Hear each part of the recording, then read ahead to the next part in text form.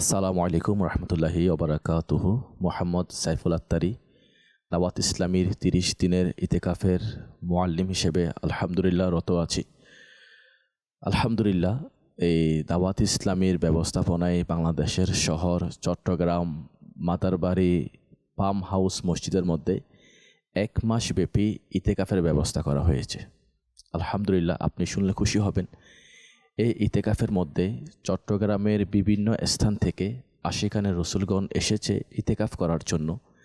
এই ইতেকাফের একটি বৈশিষ্ট্য হচ্ছে এই ইতেকাফের পাশাপাশি যারা ইসলামী ভাইরা আসছে তাদেরকে সহিভাবে কোরআনে পাকের শিক্ষা দেওয়া, নামাজের বিভিন্ন মাসালা মাসাইল, বিশেষ করে অজুর ফরজ, অজুর সুন্নত, অজুর পদ্ধতি, নামাজের শর্ত, নামাজের ফরজ, এভাবে তায়াম্মুমের ব্যাপারে, গোসলের ব্যাপারে, গোসলের ফরজ, গোসল করার তরিকা, কাপড় পাক করার পদ্ধতি সহ, জানাজার নামাজ, 2 ঈদের নামাজ সহ বিভিন্ন নামাজের গুরুত্বপূর্ণ মাসালাগুলো এখানের মধ্যে শিক্ষা দেওয়া হচ্ছে।